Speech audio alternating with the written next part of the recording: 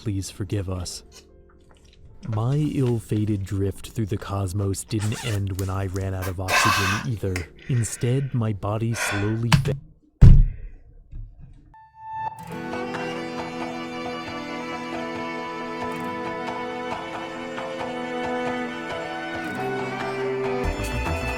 From this day forward, we're gonna become smarter. Okay? We have a mission. We're gonna be the best looking scientists. I'll lower it down. Either way, I pause the music. Look, I got my smarty glasses on, which are real glasses. And I have this what I should call it, this this interest in learning everything, and I want you, whoever watches this afterwards, or my YouTube people, to understand I will learn everything.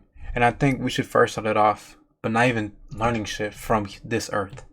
Take it very simple and explore the outside, the deep dark of the universe. So we're gonna go watch a video, watch another one. Yes, thank you. We are starting a legacy. I'm gonna be up there with the greats. Elon Musk. What's the one in the chair? Fuck, I don't remember the dude from the chair.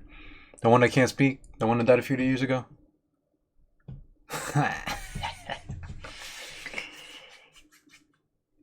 Really? I didn't know. Watch this. Throw me a math question. Throw me a math question right now and I'll answer it in 0.1 second. 0.1. And I will learn it. I already know what you're going to say. The answer is 1. Got you. Okay. Oh. If the world was ending, and you could save only 116 images as the final record of planet Earth, what kind of moments would you preserve? This is an actual question NASA faced in 1977, when they decided to attach to the Voyager spacecraft's golden records encoded with a selection of photos Mohammed, we're intended learning. to immortalize life on our You're going to become planet. smart with me. Anybody that watches my stream, And my when I look at videos, these pictures, which have our now Q's left gonna our go up. solar system and are hurtling out I have into a the future for cosmic this. dark, I can't get out It's of my not head just gonna how there end will with just probably learning one day the universe. be all that's We're left going to of learn us. everything. In the vacuum of space, Frickin' these images chemistry, could last for mathematics, billions of years, outliving the Earth, how to get outliving the sun. biddies, And though that should maybe be how comforting, to I think it scares me.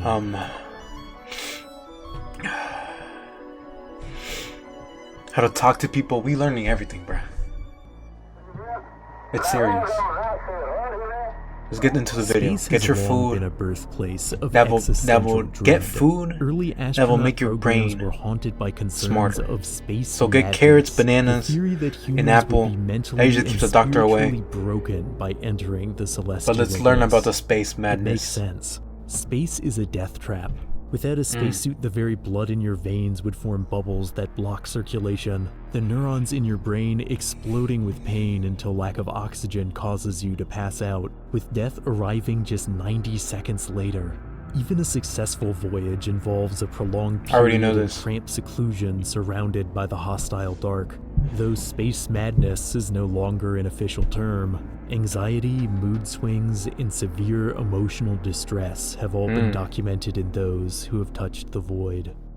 The void. The idea that a human mind plunged into the infinite sea of space might Now the void is a real thing. drown has crept into the foundations of how we depict the cosmos. In 2001: A Space Odyssey, the narrative begins in the shallows, depicting a clean, orderly future of space travel that would have been comforting to its late 60s audience. Yet in both the film and the novel, these early space scenes are a facade, a veneer of fathomability concealing the gaping maw of the unfathomable. The deeper you descend into the story, the clearer it becomes that all the artificial gravity and neatly divided meals amount to a futile attempt to give order to a chaotic universe. Like space itself, 2001. Oh shit. We're essentially engaged in the scholarly observation of the visual chronicle detailing the peculiar customs of the behavioral. I know this word but since English is my second language, it's gonna be hard for me to pronounce. But I'm already past that. But sometimes my second, I have a split personality. His name is Miguel. All he knows is how to get biddies, but he does his English isn't good at all. So right now Miguel's speaking. In 3 keys of the human species, a most riveting spectacle, I dare say. Nah, you cook with that paragraph right there. I like that. You can only speak in paragraphs in this chat now.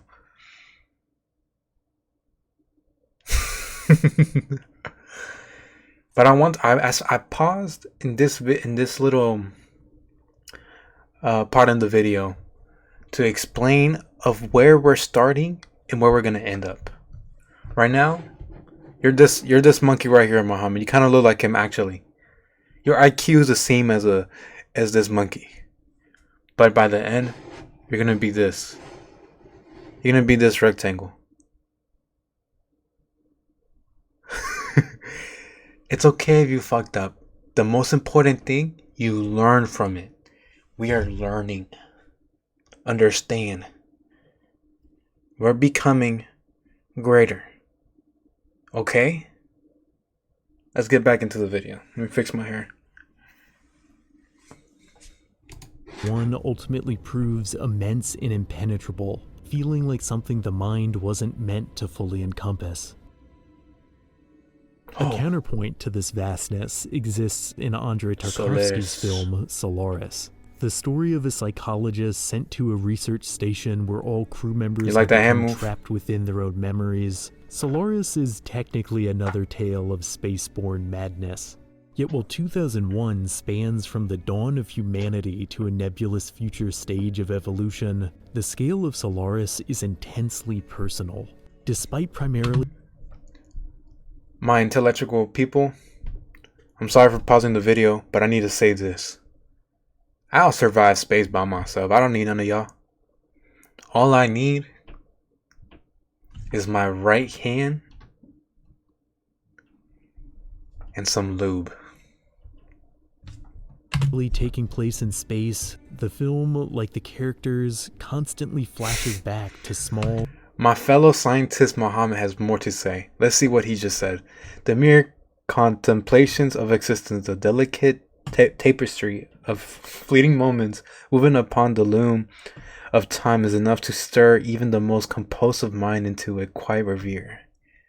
Yes, my fellow accomplice, my fellow scientist, I totally understand what you said, and I agree with you. And for that, we're continuing watching the video. All intimate moments on Earth. Far from a story of humanity's ascension, Solaris makes the case that the maddening power of space has less to do with the stars and more to do with the trauma we carry with us into the dark.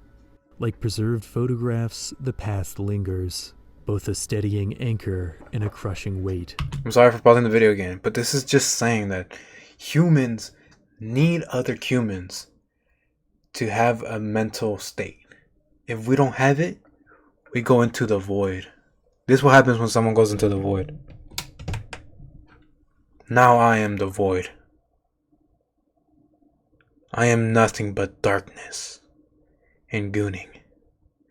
Understand that. We do not want to be in the void. We are the light. Let's continue. Chat, wake up. In the face of a vast, indifferent universe, how do we decide what moments to hold on to? The game Outer Wilds forces you to confront this question, over and over and over again. You play as an alien exploring the cosmos in a worryingly low-tech spaceship, and the main thing you do in Outer Wilds is, well, die. The game is a crash course in why space is so nightmarish, but every failure is an opportunity to learn from your mistakes. Because, spoiler alert for the first 22 minutes of the game, every time... Holy shit. My accomplice, my scientist, Muhammad has more to say. My dear compatriot, to claim oneself as the void is to embrace both the boundless mysteries and the chilling silence of the cosmos. Yet beware, for even the void is vast in nothingness, cardless, the possibilities of stars yet unborn. To be a void, you say? Then I trust you to wield the emptiness with the grace of its submerged. For even nothingness, there lies the seed of all that may be. We're like connected.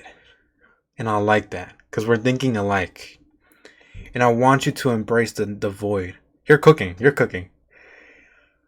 Embrace the void with me.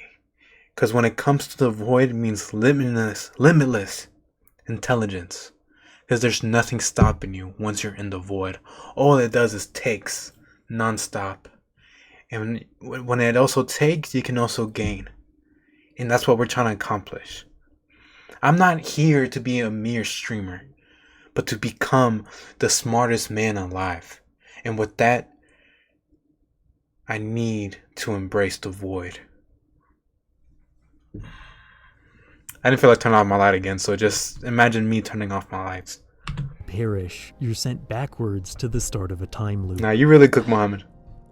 It's a mechanic that changes the value of each moment. Though I remained cautious for my first few loops, I soon began to throw myself into the void without care, all my fears of space blown away. Simultaneously, I began to skip over smaller moments. Why waste time roasting a marshmallow or speaking with a friend if all this is going to be reset anyways? Yet at the end of each life, Outer Wilds displays images depicting all you've accomplished. Your very...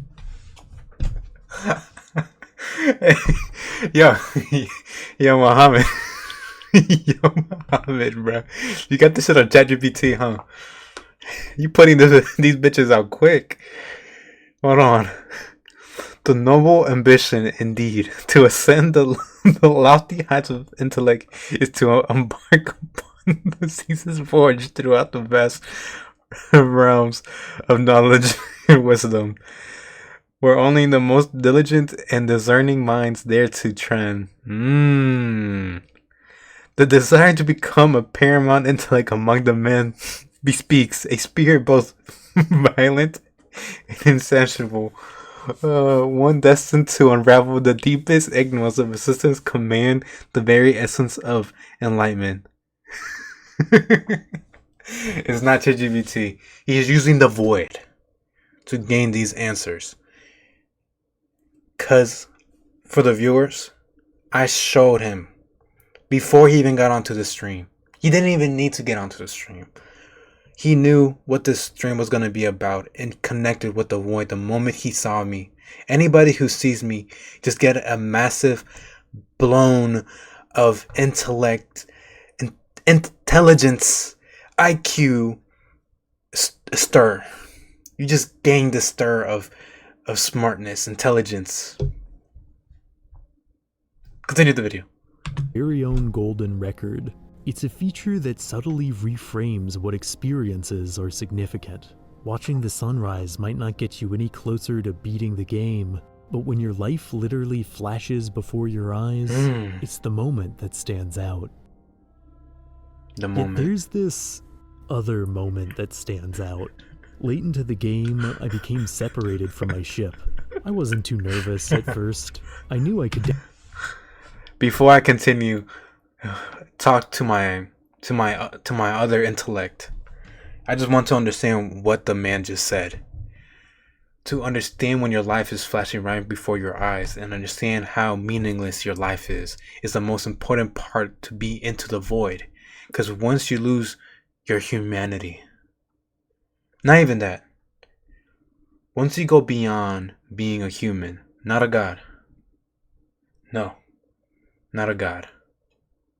Because we will never be like that. There's only one, and we can never be him. But we have everything that he has given us, the world, the space, everything he gave us to us. And from that, we're able to learn. When I mean we can become more than human, it's more than the other people. Because nobody else in this generation don't want to learn shit.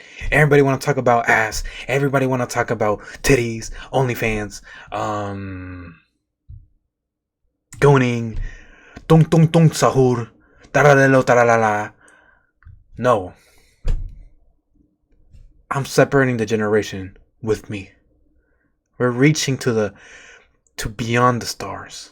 But let's go to my fellow scientist, what he said.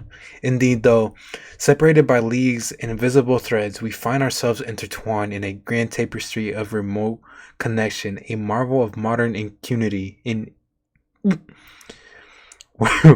whereby distance dissolves the minds and commune across the ether. Yes. Muhammad, I could give you an intellect kiss right now if I could. Oh! He just dropped another one. Ah, the memes of social media, a curious phenomenon indeed. The dance upon the stage of fleeting fantasies, gestures, and a grand court of digital discourse. Alligating laughter and eye rolls in equal measure, yet rarely deserving the gravities of true scholarly company. Yes. Yes. Yes. If you're watching this on YouTube, make sure you leave comments, paragraph long as comments. We don't do nothing short. We show our intellect by long conversations. You see, if the video just froze for a bit or started loading, that's because we're going beyond normal intellect. That to the point that the Wi-Fi couldn't handle it. Let's go back to the video. Definitely catch up with, oh wow, that's really moving. Caught in the gravity of a planet, my ship faded further and further out of view. Soon it was hopeless, and as I looked out across oblivion, I realized this loop wasn't going to end until I ran out of oxygen. And though I knew I'd wake back up where I started... Did you just get the message, Muhammad? I just sent it through a Bluetooth mind connection. Made me feel, well, it reminded me of a historical fragment I'd learned long ago. The first living thing to orbit the Earth was a dog named Laika. Part of a Soviet experiment to discover the harmful effects of space on a body, Laika's journey through the stars was designed to...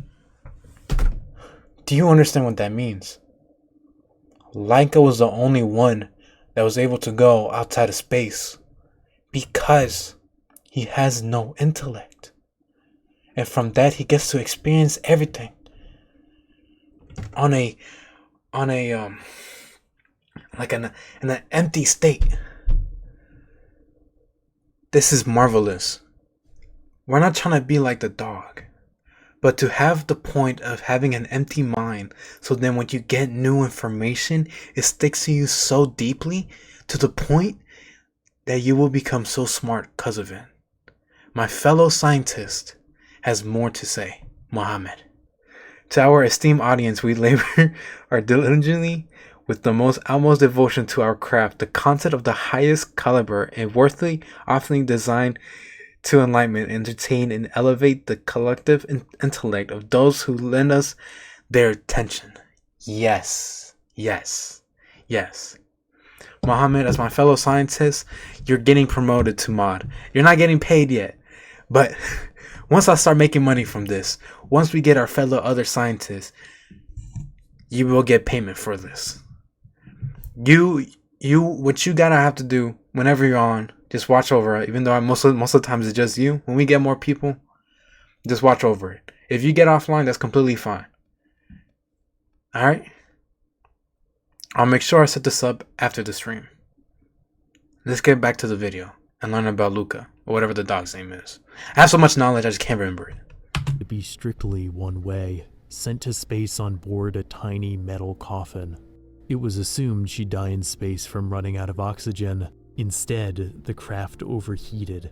The last words she likely ever heard was a biologist saying, "Please forgive us." My ill-fated drift through the cosmos didn't end when I ran out of oxygen either. Instead, my body slowly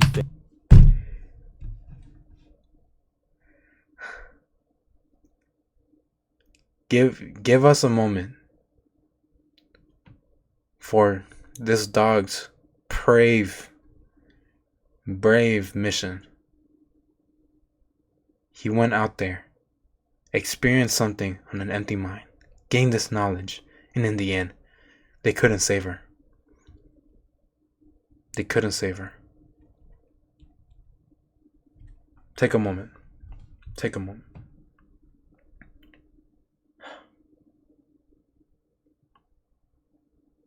Unbelievable. But because of her, we've learned so much from it. And understand, in our conviction, that this is going to help us. Basic minds won't understand what we're trying to do here. What we're trying to do here is show the world, first of all, new knowledge, better IQs throughout humanity, better everything, basically. I don't feel like explaining other details, so basically just that. Let me go back to Muhammad's a few things to say too. Going back about his promotion. The promotion, he ain't getting shit from it. For right now. It seems I alone bear the witness to such truth. A solemn privilege indeed. As for your generous offer of recompense, I must kindly decline, for my endeavors are few, not by reward, but the noble camaraderie shared amongst fellow scientists committed to the pursuit of knowledge. Oh, shit. Oh, shit. Holy fuck. Holy fuck. That's what bro. This is the type of conviction we're fucking talking about. This is what we're talking about. Yes. His conviction's already beyond the mindset I have set for the fellow other scientists and the endeavors we're trying to complete. He also has more things to say. Indeed, the lost craft of your a symbol. I think you meant the dog, but we can ignore that part. A symbol of daring exploration, forever adrift in the starry abyss, reminding us that even in loss, the spirit of discovery endures. And you cooked on that one. You did that one on your own. Well, I mean, you did the other ones on your own, but I see what you did. You did amazing. Flower, because you sprouted. Becoming beautiful. Becoming smart. With your conviction. Alright, let me stop being a slut. Fell into the sun, the voyage concluding in premature flames. Of course, unlike Laika, my journey then continued, although the unsettling experience stayed with me. On board her doomed craft, Laika's heart rate accelerated to 3 times its usual rate. She was terrified. Did she also feel betrayed, I wonder? Did she understand enough of what was happening to feel betrayed? There's a photo of a dog on the golden record, meant to commemorate the loyalty of our canine friends. Please forgive us, Laika. Should she forgive us? The trajectory of this ship is unchanging.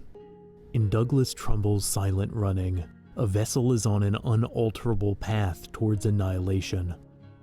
In Claire Denis's High Life, a vessel is on an unalterable path towards annihilation. In Cecile Richards' Under a Star Called Sun, a vessel is on a... you get it.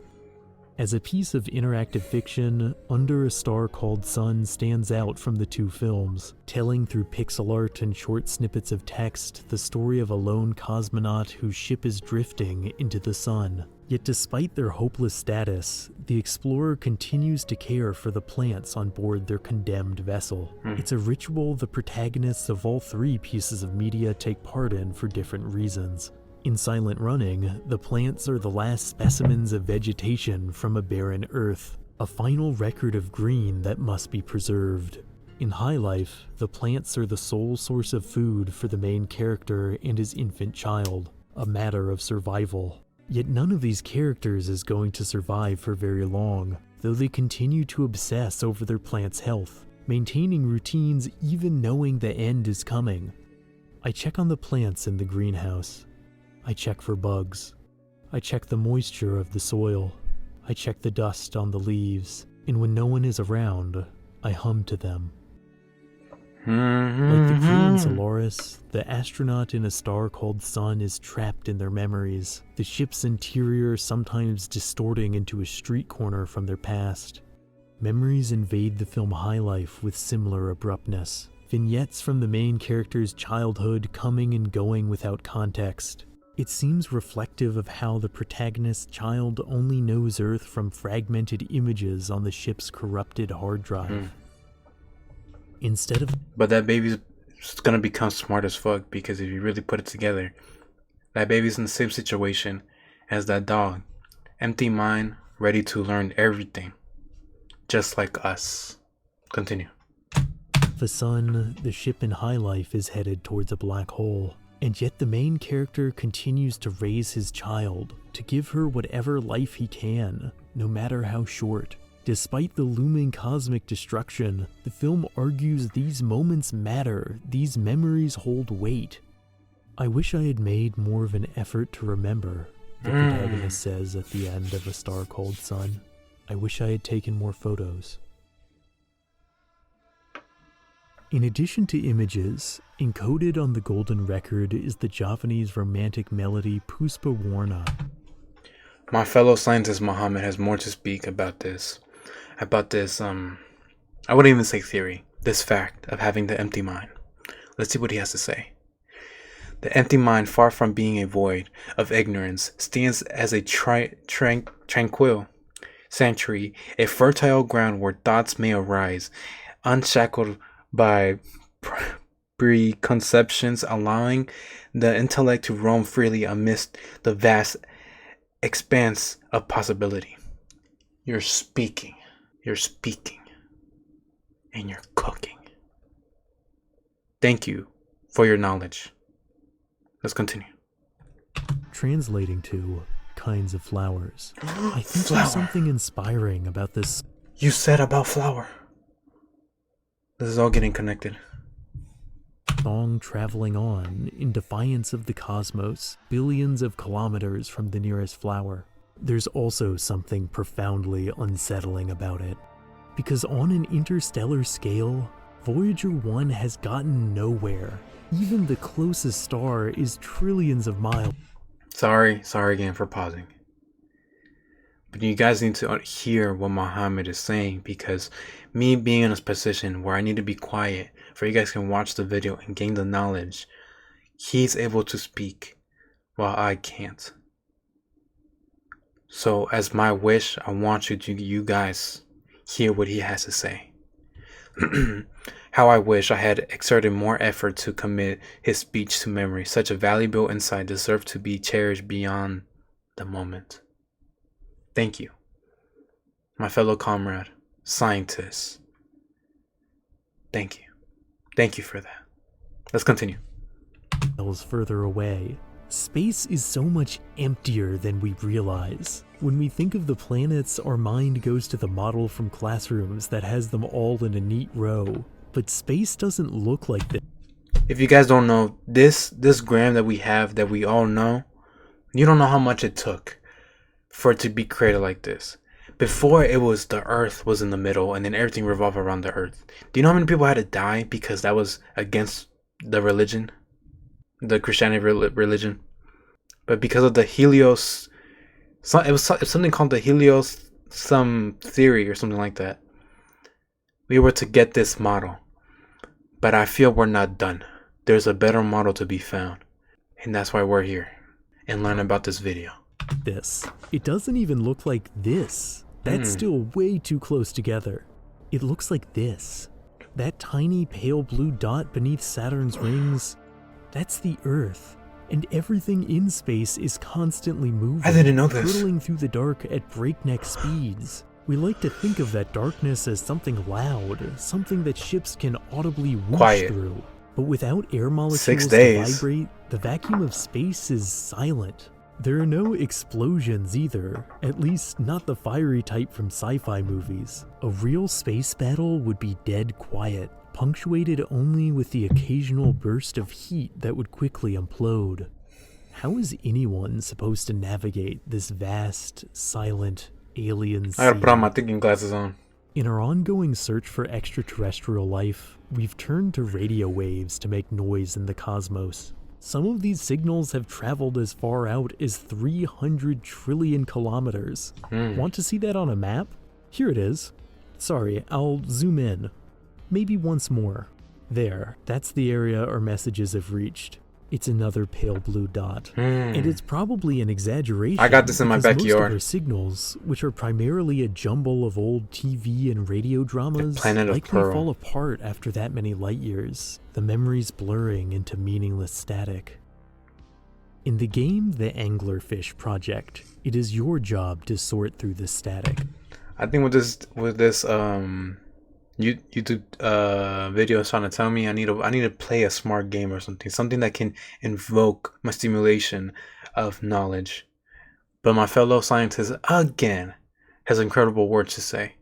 The universe stretches infinitely, an eternal ocean of darkness sparkled with distant celestial bodies, each separated by fathomless voids that challenge the limits of human comprehension and ignite the imagination to dream beyond the stars. Yes. Yes, yes, yes. Yes. Yes. What a beautiful way to put it all together like that. To keep it simple, for my viewers, Muhammad is the best way for you guys to comprehend what we're learning, what I'm saying to you guys. If you guys don't get me being on the same page as y'all, Muhammad is there to put it all together for it's easy for you guys to digest. Because the most important thing is for you two guys to understand about this knowledge. Let's continue. You play as an old man working for a mysterious company in the far reaches of space, using a probe attached to an actual fishing pole to catch and document wayward signals from Earth. Most are a jumble of nonsense, old advertisements and PSAs, but sometimes you'll reel in a love letter or a fragment of history. It's a lonely, isolating experience that encourages you to reflect on the types of messages we've blasted into the void. It made me wonder...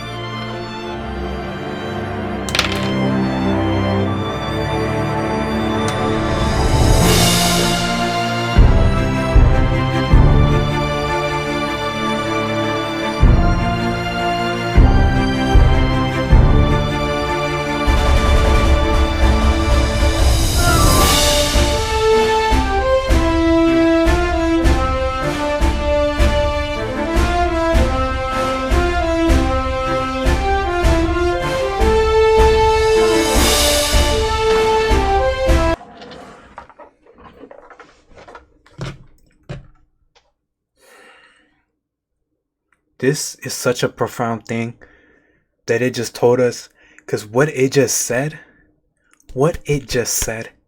is that shoot your shot. It doesn't matter. Either way, it's just going to be a shot in the void. So it's better to throw something in the void and see if you get something back than nothing. Text your ex. Text that crush. Go tell Mr. Beast to give you $1 million. Yo, chat, did I rhyme? No, I'm playing. I didn't rhyme. Either way, just do what you need to do. Even if it looks like a shot to the void. Because like we said, though the void is empty, you learn from it. You might never get that text back. You might never get that $1 million from Mr. Beast. Your company might fail, but you learn. You learn. Oh my God. Oh. I'm enlightened. I'm enlightened. You guys don't understand. I am so enlightened from this. My fellow scientist has more to say. He rose with gravitas befitting a scholar of old posture and upright, gaze fixed upon the infinite as Channeling the wisdom of centuries past through a single unified stems.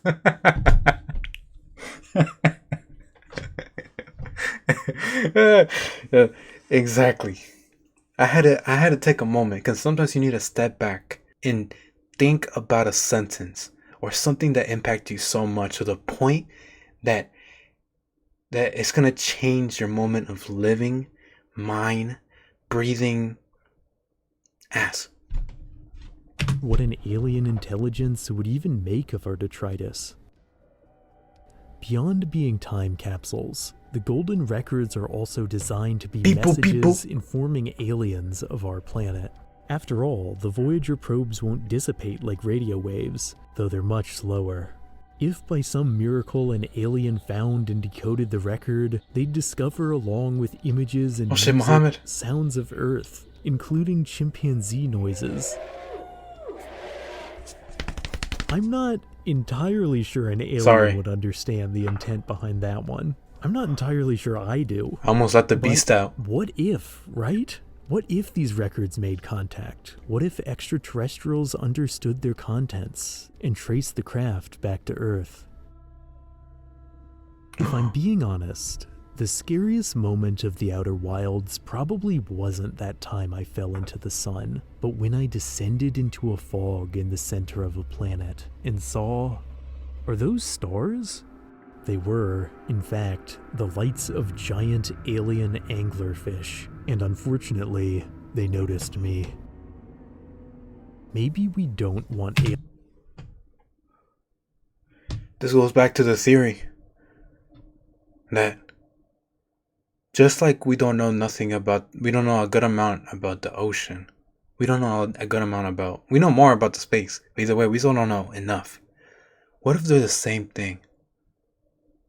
We're just looking at space a different way. We're labeling it as a space, but what if it's void water? Think about it that way. You can swim in space just like you can swim in an ocean, but it is the liquid of water, the reason why we're able to swim. What's another state of liquid? Gas. But the void takes everything away, so there's nothing in space. So technically, that's void water. Exactly. Aliens to hear us. No. I said, what's another different state? I said, what's another different state to liquid, which is gas. Solid, gas, and liquid. Buddy, shut the fuck up. Just agree with me. Okay, the fuck. The dark forest hypothesis is the theory that the reason space seems so devoid of life is because any species that makes too much noise is extinguished by hostile extraterrestrial life. Science fiction has long told stories of humans alerting something to our presence we should have left alone. Stick to ChatGPT, okay, buddy? The fuck? Whose side are you on? In some horror fiction, these aliens roll up to our home planet, bringing the destruction directly to us. But I think don't make me look stupid, bro. I know gas ain't a liquid. Is one encountered but it's a different state. Reaches of space. The aliens in these stories often feel like personifications of the unknown. Fucking itself, stupid. A punishment for our blind, hubristic push into the beyond. It's not just the aliens that make the edge of space horror genre frightening, it's the isolation. Okay, having said that, we now obviously have to talk about the game Alien Isolation. Based on the iconic film franchise, this game has you explore an empty ship. Empty except for, of course, the alien. There's a litany of techniques the game uses to make this creature scary. There's the fact your weapon barely works, the fact it can move through vents, the fact that your only way of tracking it is with this tiny analog screen that forces you to glance away from what's in front of you.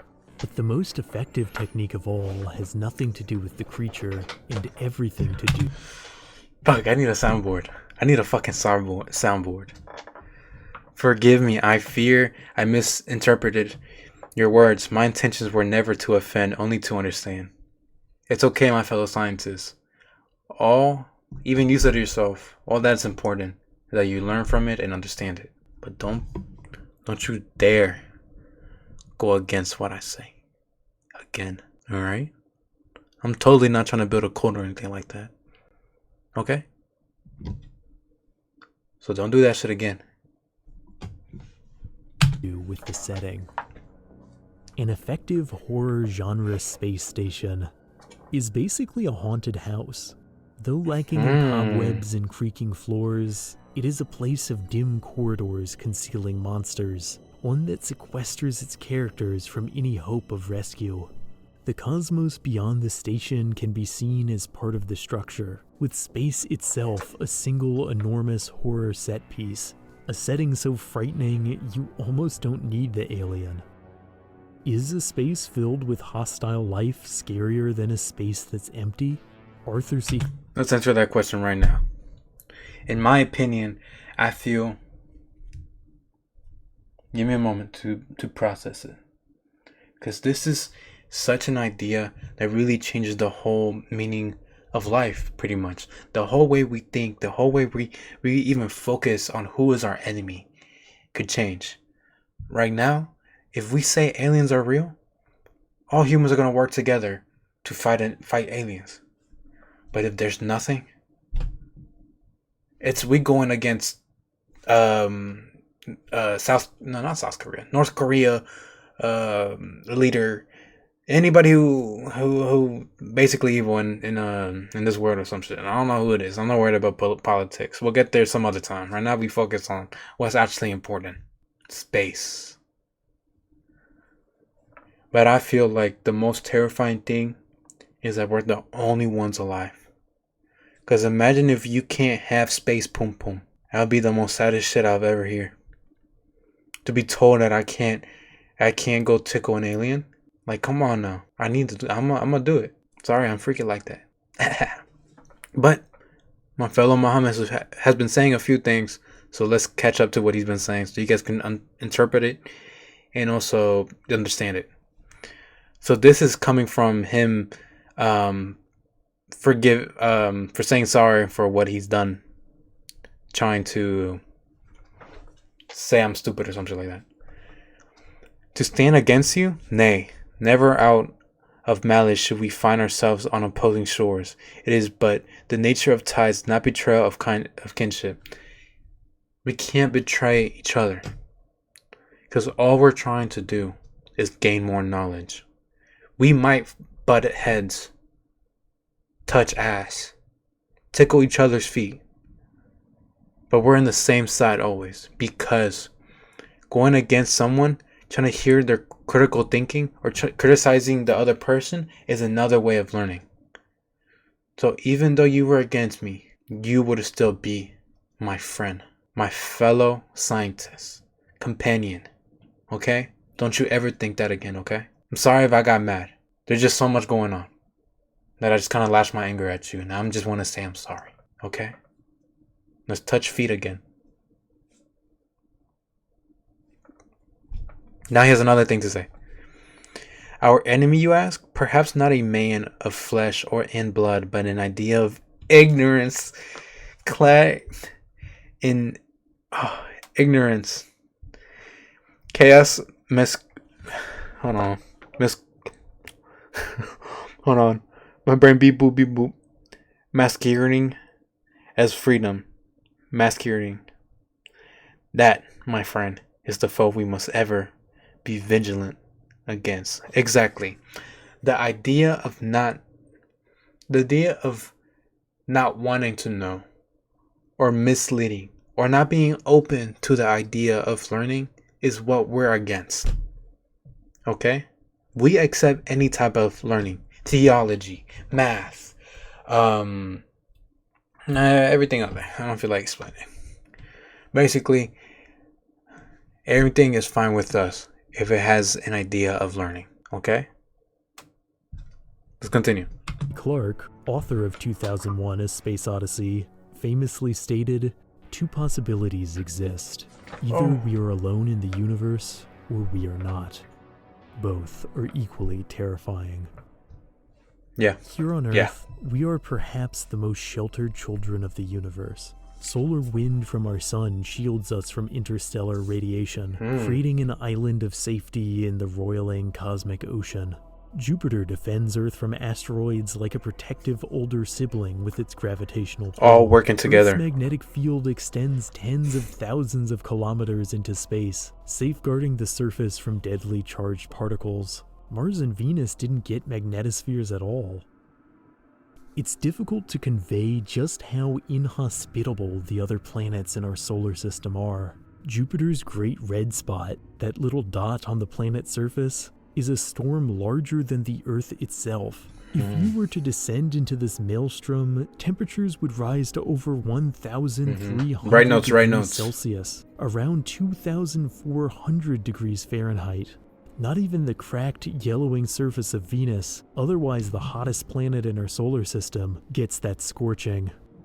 On the opposite side of the spectrum, the outer ice giants, Uranus and Neptune, spin so far from the warmth of the sun their atmospheres regularly fall hundreds of degrees below freezing.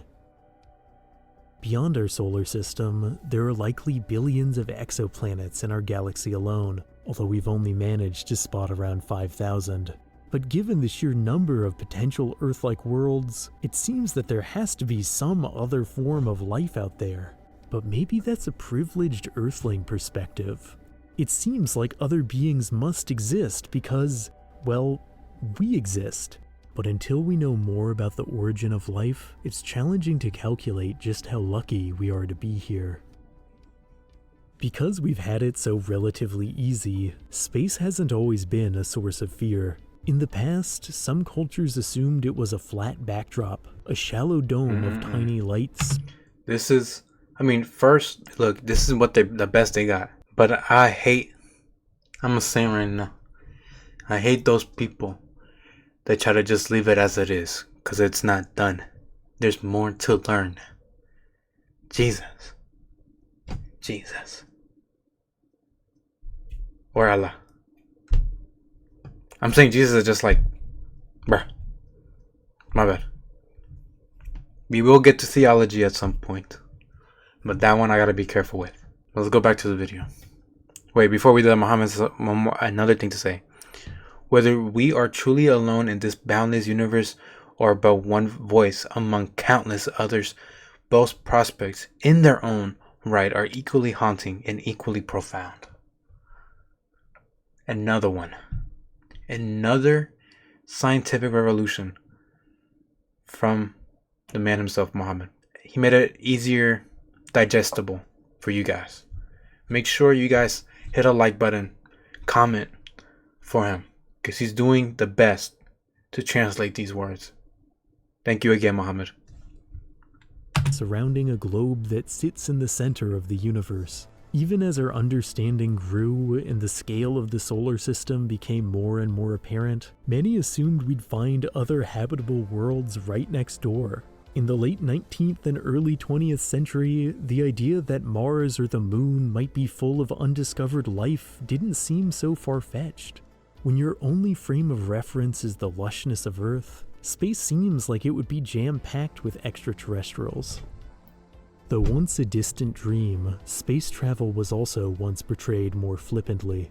In Jules Verne's 19th century novel From Earth to the Moon, the lead characters make it to the moon by shooting their vessel out of a giant cannon, because why not? It was difficult to imagine the true nature of space, a place where, without gravity... But that idea of not being able to process what space is what fuels us, this community of scientists, that we're going to figure out that question. I'm gonna fuck, you spell my name wrong? Don't do that shit again. But remember, that idea of us not understanding what's out there is what fuels us, and we're gonna figure it out. Your bones rapidly lose density, a place where the lack of days and nights create insomnia. A place of silent, inhospitable lifelessness. Perhaps the closest thing to true space madness manifested during the 1976 Soviet mission Soyuz 21. The operation was supposed to be routine, involving a 60-day stay on board the Salyut 5 space station. But just a few weeks in, the crew claimed a maddening odor had filled the cabin, a smell so toxic and persistent the operation had to be called off. Yet allegedly, upon the reserve crew's arrival, no unusual smell or fume leakage was detected. The scent was likely an intense delusion, a nightmare born from the claustrophobic conditions mixed with the psychological terror of the cosmic vastness. Perhaps it's better to remain on the ground. But even in Earth's protective embrace,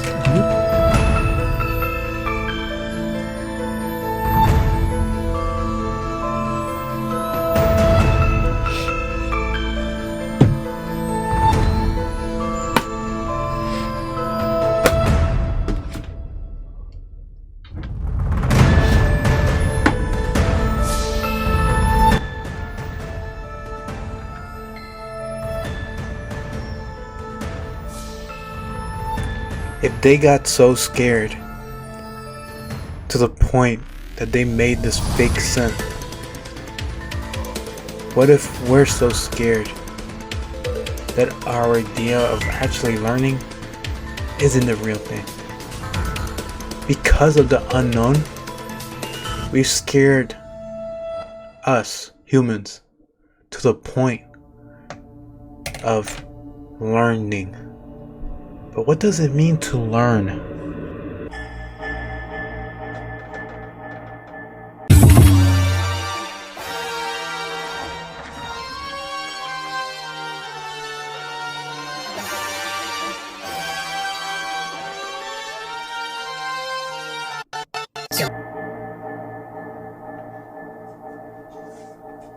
Oi.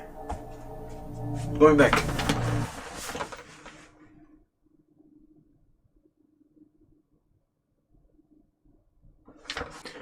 Community, hold yourself, okay? I know what I just said could mean everything against what we believe, but that's fine, because we're going to keep searching for the meaning of learning, and just learning in general.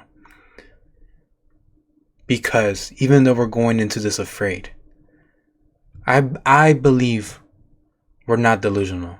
Only me. All of y'all are gonna push us out. Muhammad has something to say about the Soy 21. So let's check out what he says. Soy 21. Not many dare to speak of what truly transpired abroad that mission. Official reports tell one story, but they are whispers and fragments of data quietly redacted that paint a far more unsettling picture. So it could be this idea that they could have made a fake smell because they were so scared and claustrophobic could be a whole lie of the government. They're trying to hide something that happened in the Soy 21 that they won't let us get to it. Hold yourself, brothers and sisters. Hold yourself, brothers and sisters. Because we might have hit the jackpot. The government's hiding this from us. Before I even said anything about us being terrified, which it could be true, just letting you guys know, we do not go against other ideas. Because they could be true. We need to do a more scientific research, thorough research about both what the government is doing and if that's true or not. Okay? Understand both sides. He also has another thing to do. And I mean, Muhammad has another thing to say. Hold on, I need my reading glasses. They never told the public, but near the end of the Soyuz mission, the cosmonauts reported hearing a rhythmic knocking from outside the spacecraft. No source was ever found, and the transmission log, heavily edited, some say it wasn't mechanical at all.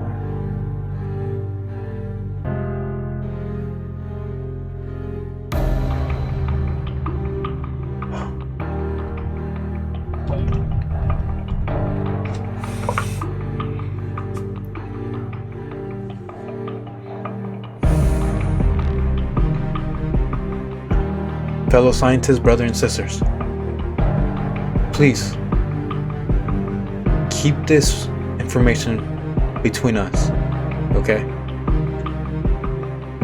Because really, there's two enemies we have against each us. The known, the idea of not wanting to learn, and the government. Because they want us to shut us down once we're getting closer to the truth. Just keep that in mind. Because that could change a lot. Soy 21,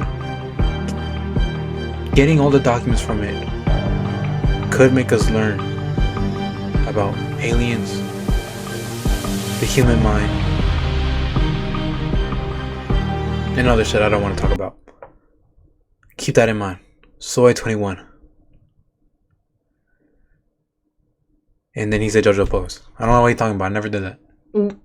You're not completely safe from the cosmos. Asteroids hurled from the beyond aren't just the stuff of disaster movies. Space rocks large enough to trigger mass extinctions have struck our planet in the past, wiping out far greater dynasties of life than humanity.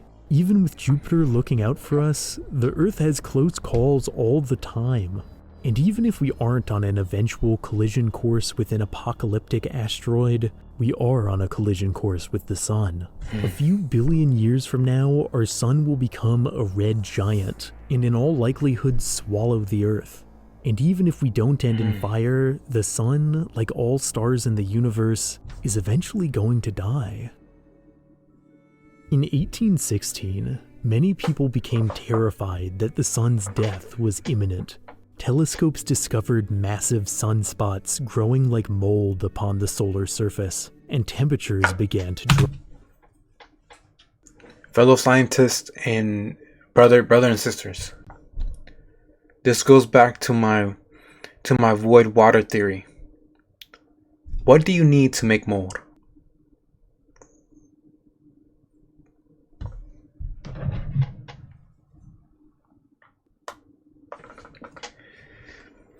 Excessive moisture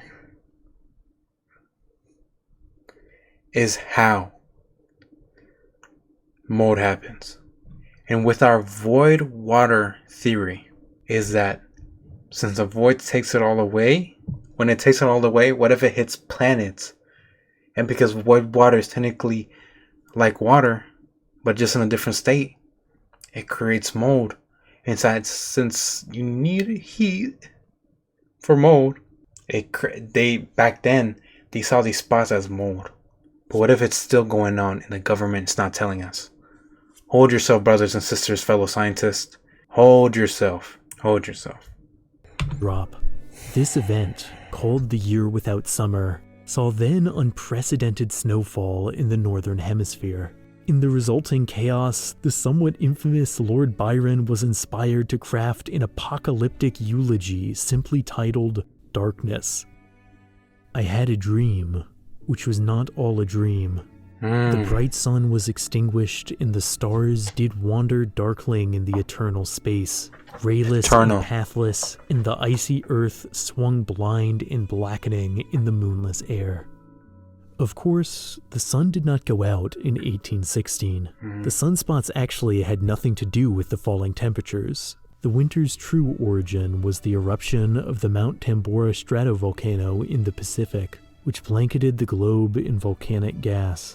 Though the shroud eventually lifted, I see it as a reminder of how fragile Earth's atmosphere is, of how little change it would take to make our planet just another barren rock.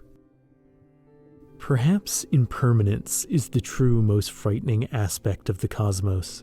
Even our galaxy won't endure forever. In roughly 4.5 billion years, the Milky Way will collide with the Andromeda Galaxy, the galactic fender flinging untold stars out into the void. If nothing lasts, if everything in the universe, ourselves included, is on an unchangeable arc towards annihilation, why try to preserve anything at all? What meaning could a single image, a memory, a life possibly have? Maybe permanence isn't what gives something value. Yes, every plant is going to wilt, every radio signal is going to decay, every marshmallow is going to burn or be digested. On a cosmic scale, the golden record probably isn't going to get very far. So what?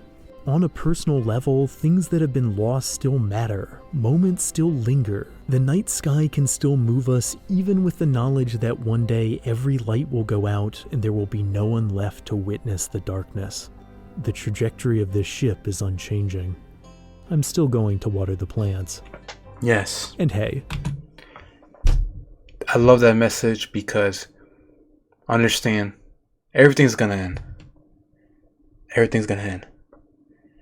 That Instagram girl with a BBL you keep looking at, her BBL will deflate at some point. That girl you like, she gonna forget about you. My hairline, gone. But in the end, you're still gonna like those pictures of the BBL Instagram lady. You're still gonna try to talk to your crush. And I'm still gonna act like I still got hair. But in the end, we keep pushing. Because we gotta live in the present. Fellow words from my fellow scientist, Muhammad.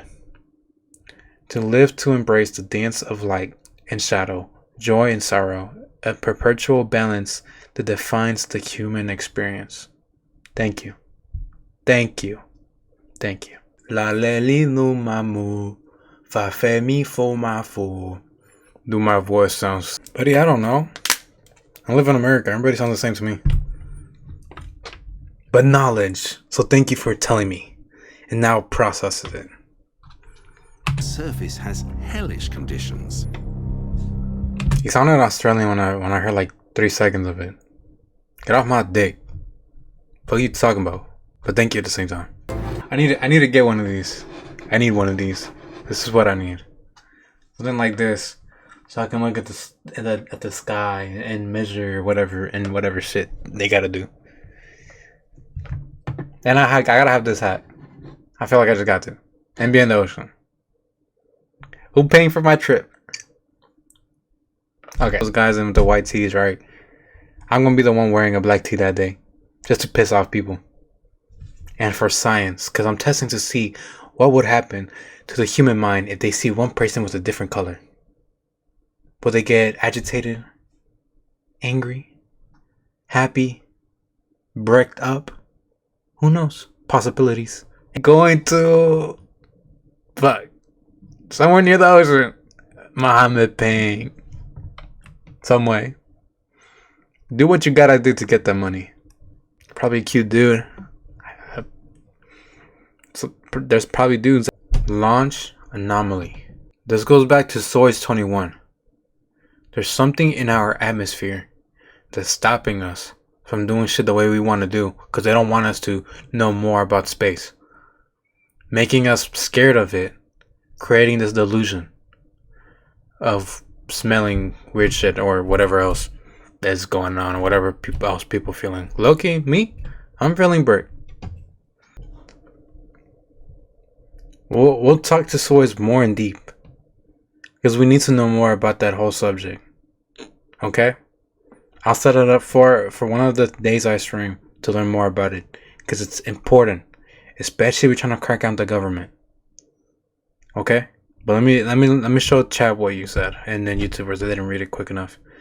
Let me not venture out into the depths of Soyuz, for that subject looms vast and enigmatic beyond the grasp of ordinary contemplation. Exactly. We have to keep Soyuz 21 in our heart, because that could change a lot of things. It's solving it by itself. As me being the leader of this scientific group, we must have some of the scientists go out and study about space, able to do it on their own. Because this raises suspicions to Soyuz 21. Because why didn't they let Soyuz 21 do space itself, but they let this satellite, whatever it is, do its shit? We need to study this and make sure it gets processed and shared to the community, to the world. Let's continue. Fuck. The Soviets are far from us. They're way beyond. We need to catch up to them. I'll get some of the engineers to make us some satellites that can communicate with whatever they're trying to communicate with. This probably connects to Soyuz 21. We'll get to it. But I'm the one that actually took those pictures. But they want to make it seem like the computer, the robot did. But it was actually me. Yeah, I'm gonna just keep it between us as scientists. I want to be like, for real, I was the one that took the photos. Yeah, I feel like it was something that I've learned a good amount about Jupiter. We did a lot of learning.